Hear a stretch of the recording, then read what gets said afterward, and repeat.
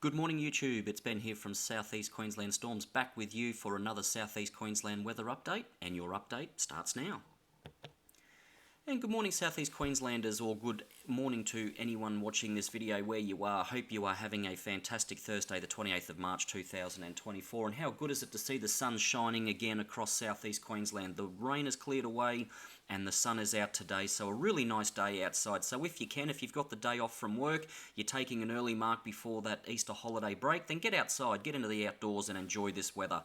Because we will have some pesky, annoying, isolated shower activity continue across southeast Queensland over this Easter weekend into Easter Monday, and I'll have all those details for you very shortly. But let's jump into what's happening on the radar and satellite imagery this morning, and what we can see in southeast Queensland firstly is a clearance of the rain, and we've got the sun out today, and it's a really nice day outside, so not a lot of talk, not a lot of weather really to speak of in the area inside the red circle. However, if we go a little further north of the Sunshine Coast up through the Gympie, Tin Can Bay, Harvey Bay, Maryborough areas, and due to a easterly, southeasterly flow, we've just got some showers moving onshore there on the radar in the light green and yellow areas, which indicates light to bursts of moderate rainfall in those showers as they move onshore, again around Maryborough, Gympie, Tin Can Bay and Harvey Bay. But the good news is today, the sun is out and it's a nice day across southeast Queensland.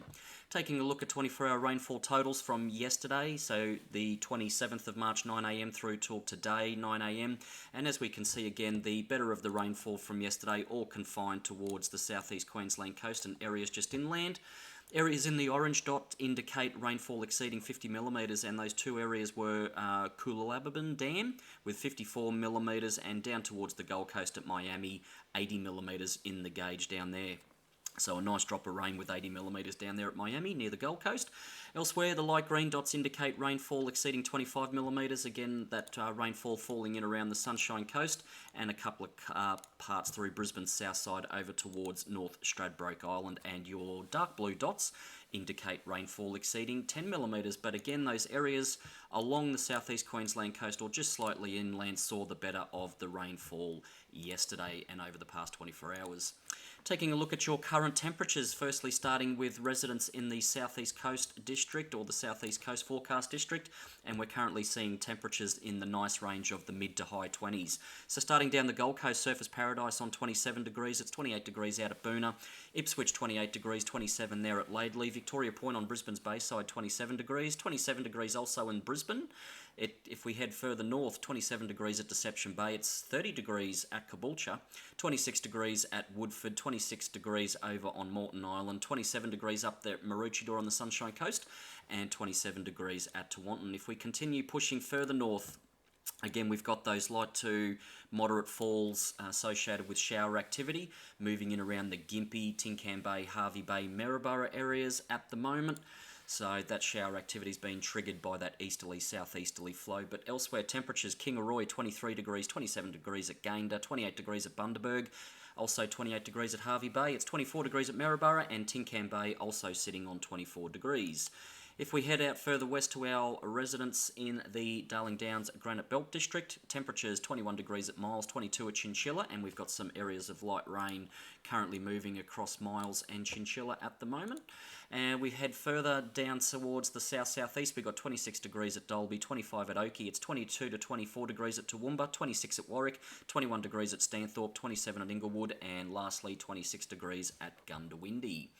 If we take a look at the official BOM forecast, the Bureau of Meteorology forecast today for our residents in the Darling Downs Granite Belt District, it's cloudy conditions with medium chance of showers in the north. And if we go back to radar, we can already see those showers and little areas of light rain already occurring in the northern areas of the Darling Downs Granite Belt around Miles, Chinchilla and Jandowae. But again, in the Darling Downs Granite Belt District today, those showers are to become less likely during the afternoon, and as we move into tonight, there is the slight chance of a thunderstorm in the western parts of the Darling Downs as we move into this afternoon, and daytime temperatures in the high 20s to around the 30-degree mark. For our residents in the Southeast Coast District, partly cloudy conditions, again with a medium chance of showers in the northern parts of the district, but again becoming less likely as we go into this afternoon, and our daytime maximum temperatures in the mid to high 20s. So a really nice day outside in the Southeast Coast District. And lastly, for our residents up in the Wide Bay Burnett district, cloudy conditions again with a medium chance of showers, and we are already seeing those showers around the Maryborough, Tin Can Bay, Harvey Bay and Gympie areas, but those showers should weaken back as we move into tonight. There is the slight chance of a thunderstorm, and again daytime maximum temperatures in the mid to high 20s, so really nice conditions outside. Now, if we jump over and have a look at the next couple of days, now just a reminder that the following forecast information I'm about to give you from this point of our video onwards is that of an amateur storm chaser only and not reflective of a professional or qualified meteorologist. For all official forecast and warning information for Queensland, I urge you to visit the BOM at www.bom.gov.au/Queensland. Alright, so what weather can we expect in southeast Queensland over the Easter holiday into Easter Monday? And really, there's not a lot of weather really to talk about, apart from the chance of some isolated showers with some very light rainfall over the next couple of days. That isolated shower activity will persist as we see a southeasterly flow move into the region. So that southeasterly flow triggering those isolated showers. This is as of 4 o'clock this afternoon. What you can see on your screen, areas of blue and grey, is areas of light rain, anywhere from 1 to 7 millimetres. So chance with thunderstorm activity to the western parts of the Darling Downs. Could see some rainfall associated with storms out there on the western parts through the Darling Downs, but elsewhere as we go into tonight, into early Good Friday tomorrow morning, we can just see those areas of very light blue indicating isolated showers along the southeast Queensland coastal areas, but only very light rainfall. So if we go to 10 o'clock on Good Friday and we roll that through to 4 o'clock, 10 o'clock on Saturday morning, you can see those areas of showers persisting along the southeast Queensland coast. 10 o'clock Saturday night, 10 o'clock Sunday morning, again those isolated showers. Only isolated, very light rainfall continuing through Easter Sunday, 4 o'clock Easter Sunday, 10 o'clock Easter Sunday night, and then as we go into 10 o'clock Monday, again we can see isolated showers all along the Queensland east coast. So nothing really exciting to talk about, but the next exciting part that I want to talk about and that I'm currently watching is a particular weather situation for next Thursday. So what we currently see on screen at the moment, this is the AIFS AI model from the European model. This is the new AI model that's come out from there. And what we're currently watching is, for next Thursday, we're watching a surface trough in the Coral Sea and also a surface trough over southeast Queensland. So here we have the surface trough over southeast Queensland, and here we have the surface trough over the Coral Sea. Now what we're waiting to see and what we're monitoring is to see if there's any interaction between the Coral Sea trough to the trough over southeast Queensland. Now, if that was to occur, and my keyword here is if that was to occur, that Coral Sea trough was to move closer towards the coast and interact with that surface trough over southeast Queensland, then we could see significant rainfall over the region as we move through next Thursday. But the keywords to remember there are if the Coral Sea trough moves. So again, it's still 7 days away, it's only early days, but it's a situation that we need to monitor and we need to stay on top of. So again, a big if to see if this Coral Sea surface trough moves closer to the Queensland east coast and interacts with that southeast Queensland surface trough. If that does occur, then we could see significant rainfall over the region. However, there is a substantial degree of variability in current forecast model data. So what does that mean?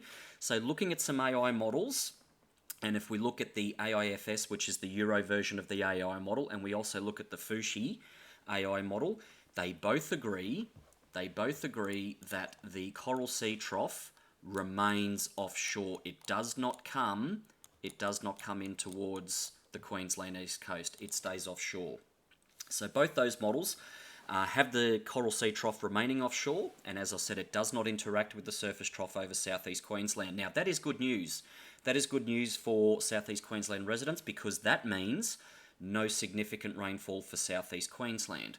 And if we jump over to the European model, or the Euro model website, we can see this is their AIFS model again. This is their AI model from the Euro, and again we can see that surface trough through southeast Queensland next Thursday, the 4th of April, and the Coral Sea surface trough.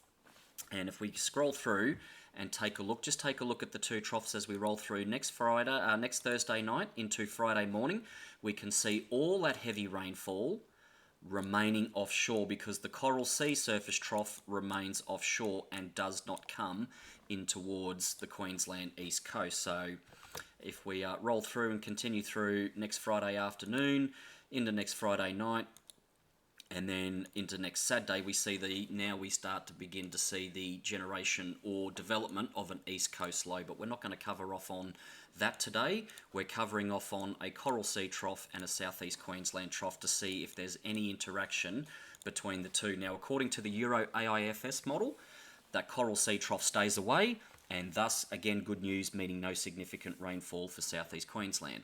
However, on the other flip side, if we take a look at another AI forecast model, now this is GraphCast, which is Google's version of AI modelling, and now let's take a look and see what Google says.